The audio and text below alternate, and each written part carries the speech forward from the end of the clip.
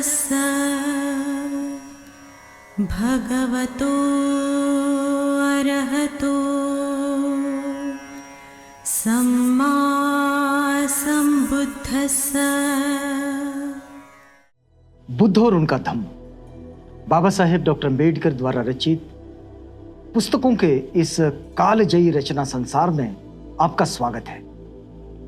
बुद्ध और उनका धम्म यह एक ऐसी श्रृंखला है कि जिस श्रृंखला के जरिए हम बाबा साहेब द्वारा मूल रूप से अंग्रेजी में रचित बुद्धा एंड हिज धम्मा इस ग्रंथ का ये हिंदी अनुवाद आप तक पहुंचा रहे हैं।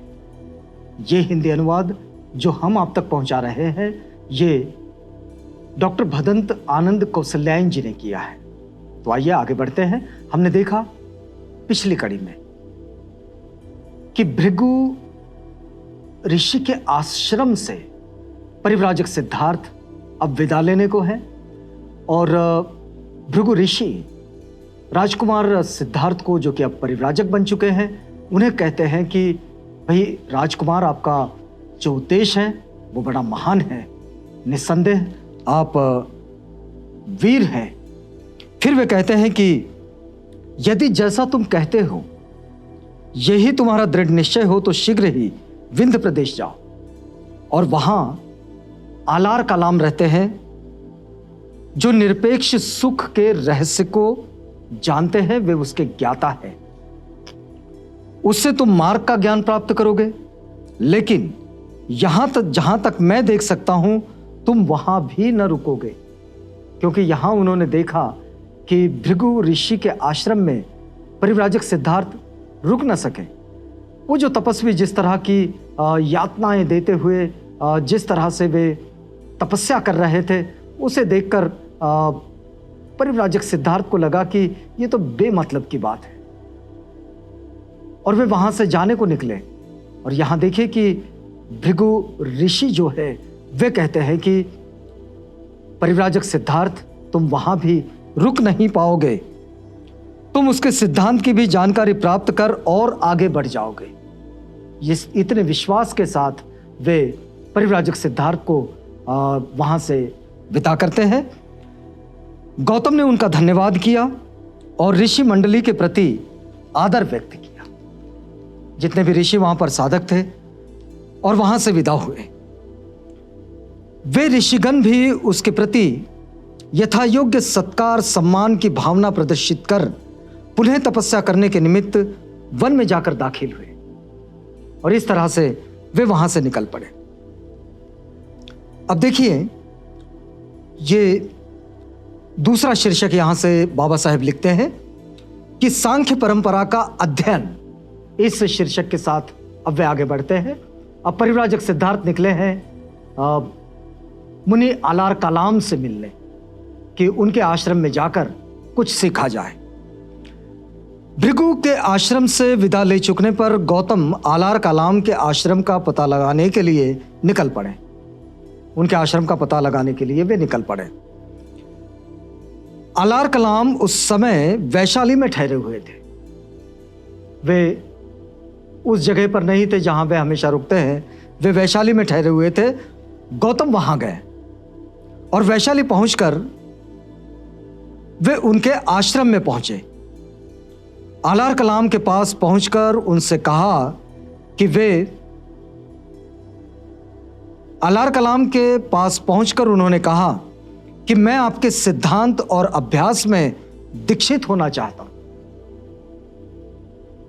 ये किसी भी अच्छे शिष्य का एटीट्यूड होता है, उसका एक आदर्श होता है, उसका एक अनुशासन होता है।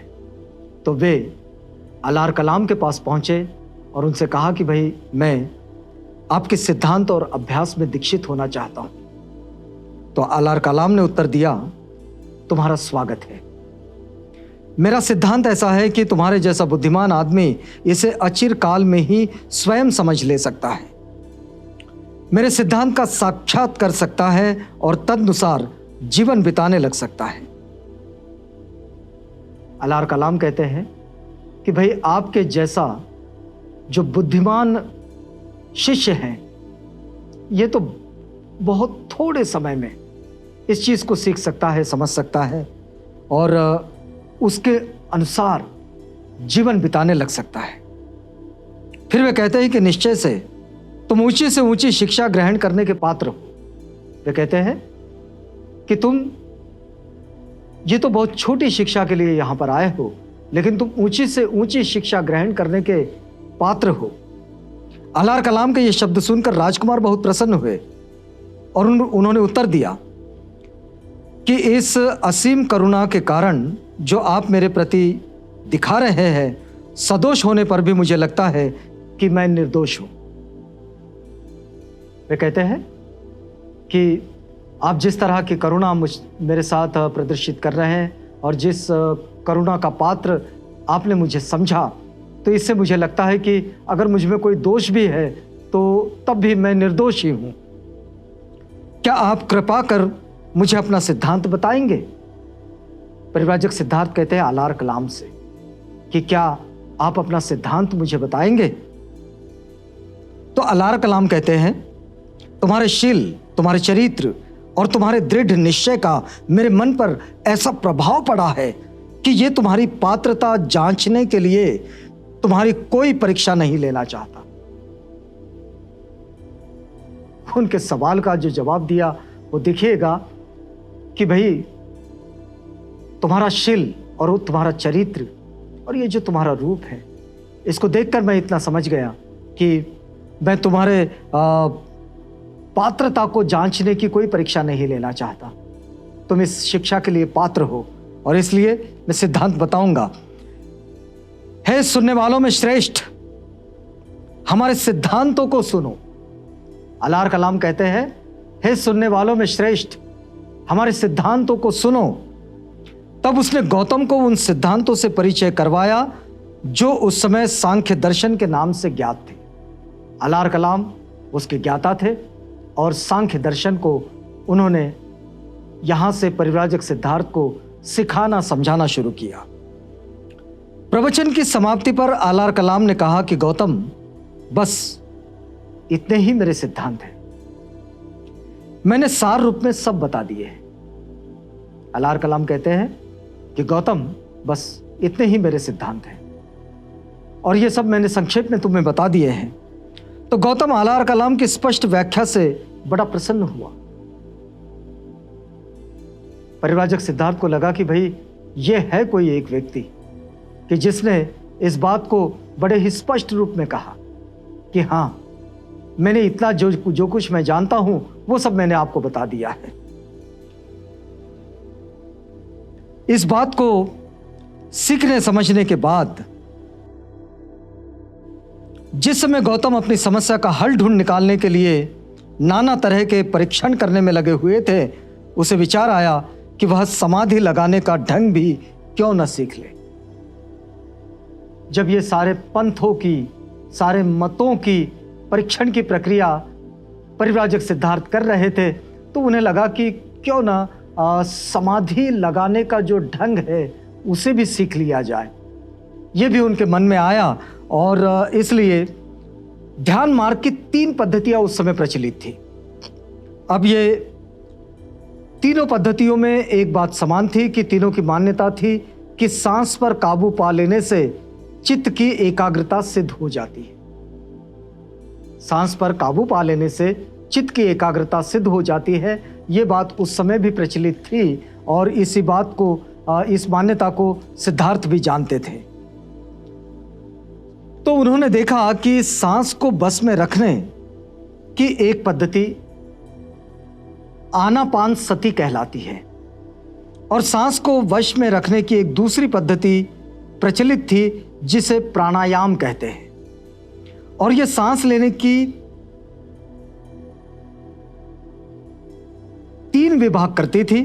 एक पूरक यानी कि अंदर सांस खींचना, एक कुंभक यानी सांस को अंदर रोके रखना और रेचक यानी सांस को बाहर निकाल देना। तो ये 3 तरह की जो उसमें विभाग थे, 3 तरह के उसमें पद्धतियां थी। सांस को वश में करने का एक और तीसरा मार्ग जिसे कहते थे समाधि मार्ग, यानी कि 3 चीजें एक आनापान सती, एक प्राणायाम और तीसरा समाधि मार्ग। आलार कलाम ध्यान मार्ग में निष्णात समझे जाते थे। परिव्राजक सिद्धार्थ इस समय आलार कलाम के पास बैठे हैं और आलार कलाम को ध्यान मार्ग में निष्णात समझा जाता है। और सिद्धार्थ गौतम के मन में ये बात आई कि समाधि लगाने की जो पद्धति है, जो ढंग है, उसको जरा समझ लिया जाए। तो परिव्राजक सिद्धार्थ गौतम को लगा ये अच्छा होगा कि यदि ये आलार कलाम की देख रेख में ध्यान मार्ग का कुछ अभ्यास कर ले। तो यहाँ गुरु भी है आलार कलाम और ये जानते भी हैं ध्यान मार्ग, समाधि मार्ग। तो इन्हीं के सामने बैठकर, इन्हीं के साथ बैठकर कुछ चीजों को सीख लिया जाए। इसलिए उसने आलार कलाम से बातचीत की और प्रार्थना की कि वे कृपया उसे ध्यान मार्ग का अभ्यास करा दें। आलार कलाम से कहा कि मुनि आलार कलाम, आप मुझे जरा ध्यान मार्ग का अभ्यास करा दीजिएगा। तो आलार कलाम का उत्तर था, बड़ी खुशी से सिखाऊंगा ये। तो आलार कलाम ने उसे अपने ध्यान मार्ग की विधि सिखाई। इसकी 7 सीढ़ियां थी। आलार कलाम की जो ध्यान विधि थी उसमें 7 सीढ़ियां थी।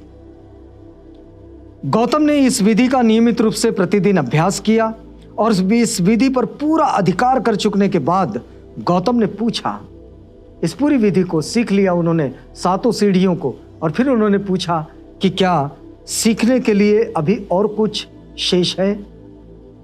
तो आलार कलाम का उत्तर था, मित्र नहीं, इसके अतिरिक्त मेरे पास सिखाने के लिए और कुछ भी नहीं।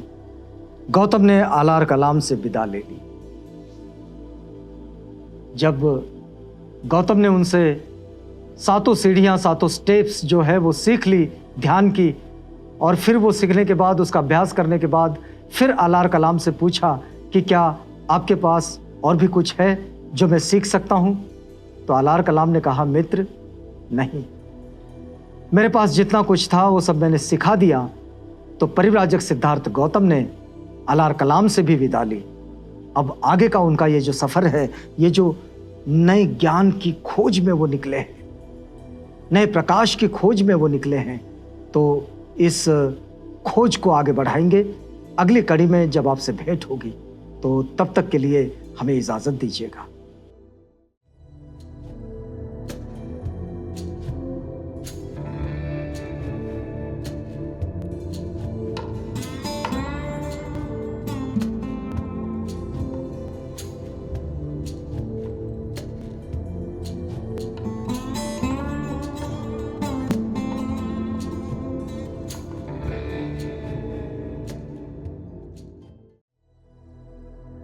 बुद्ध और उनका धम्म।